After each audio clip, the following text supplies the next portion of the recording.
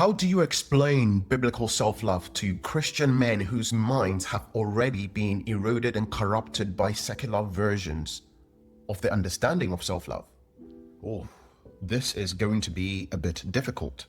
And I know that in order to be able to do this effectively, I have to first describe the ontological problem that exists in the secular worldview of what self-love is supposed to be. My name is Dr. Josiah Lawrence, and this is Purpose and Prayer. And today we're going to dig into why the secular worldview of self-love is just completely rubbish. This is what self-love is like. It's like a soldier who's decided that they're going to declare themselves a hero, give themselves credit for basically fighting battles that didn't exist. And no commander gave them that honor or value. No. They gave it to themselves.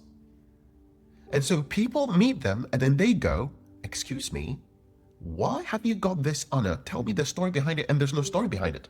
There's absolutely no story. There wasn't any ceremony. There wasn't any recognition of what this person has done in battle. This is actually called stolen valor. And I'm pretty sure it's a crime in most countries to actually do that. It's a crime to pretend to have the kind of worth when you actually don't have that kind of worth. There has to be an external recognition, an external acceptance of whatever value that you've put on yourself in order for you to believe in it and to be able to accept it. And here's the thing, whatever that external assessment is, it can't change. If it changes often because it comes from people, then you absolutely can't rely on it. The secular way of loving yourself is a little bit like a man standing in the dark, holding a mirror. This man is telling himself, you are so beautiful. You are so awesome. You are strong. You are capable. You are a king. This man was continuing to say all these nice affirmations to himself in order to love himself. Suddenly, someone cracked open the door and light from outside shone onto the mirror, revealing the dirty imperfections in his face. He hadn't showered for a really long time. His hair was messy. His teeth was crooked because he wasn't taking care of himself. And upon seeing that, he becomes really shocked and angry at the person who opened the door to cast the light on him. It's the person's fault for revealing the truth about who they are to themselves, making them unable to accept what they see now in the mirror. This is the problem with modern self-love. The light that shone on this man is a bit like truth. The light of truth has to be able to shine on a person, revealing both their admirable aspects and their not so perfect aspects. And love is able to accept them. And the problem is this, that a lot of the self-loving is done inside the dark room of oneself. It's me loving me without any truth, without nothing else influencing it. But here's the thing, self-worth or true self-worth can be tested, and it can be tested by other things, and it should be able to remain completely rigid and strong. The modern self-loving movement is also a little bit like two men who decided to build skyscrapers. One of them accepted in himself and said, I am not worthy to actually build this thing. I have absolutely no idea. He looked at himself and he said, I will build an absolutely terrible skyscraper. So instead, he goes out and he starts consulting and searching and looking for someone who knows how to build this skyscraper. The other man decided to affirm himself and tell himself that he is capable, that he would just believe that he is capable, and then he would just build this skyscraper. And so after many years, both of them were able to end up with skyscrapers. Yes, one of them had his skyscraper built by so many different experts. And during that time, he had to go through a lot of difficulties, searching, learning, and being able to understand how to build this skyscraper. And then the other person, they did it on their own because they didn't need anyone to tell them and verify that they actually knew how to build a skyscraper. But then something happened afterwards.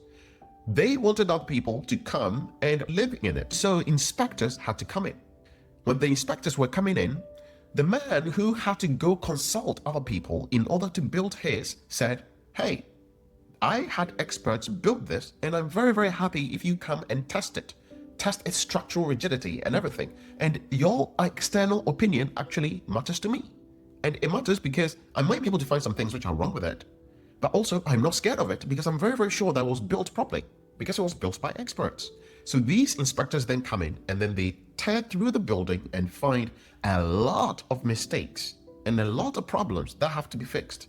And so he goes back to the manufacturers and then they start looking at how to basically fix these things, right? But his building wasn't disqualified.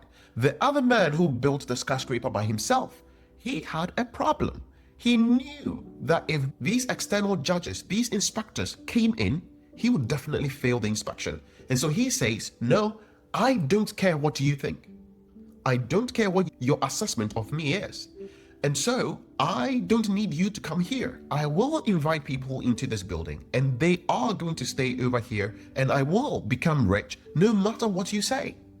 And this went on until one day a very light gust of wind came. Obviously, the skyscraper built by the expert manufacturers stayed, and then the one built by the man himself fell.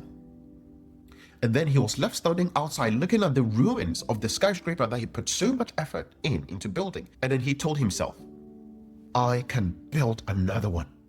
I will build another one. And so he goes and he does exactly that. And this parable reveals another truth, that in order for you to even understand remotely how to do anything, someone has to show you how to do it. Somebody has to be able to love you correctly before you understand how to love correctly.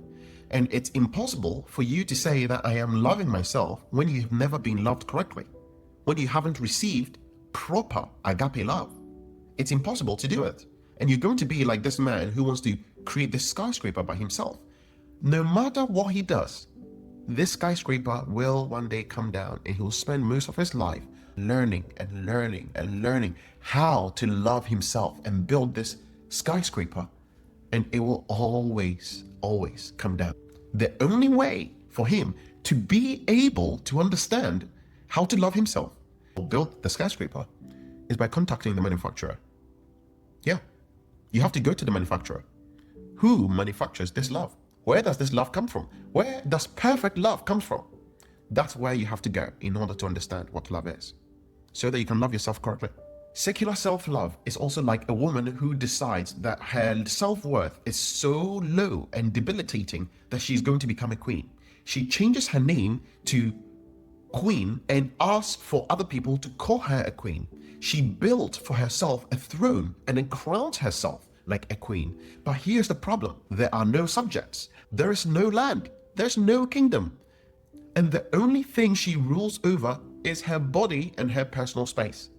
So she goes around and she feels like a royal, but her kingship doesn't mean anything because other people do not see her as a queen. But she still insists that she is a queen. But queen over what exactly? One day, someone else heard that there was a person who was saying that she was a queen, and this person was legitimately a queen. She then gathers her entire army, horses, men of valor. They march towards her in order to challenge her authority. And when they got there, it was just a woman in delusion, sitting there with twigs on her hair, saying, yes, I'm a queen,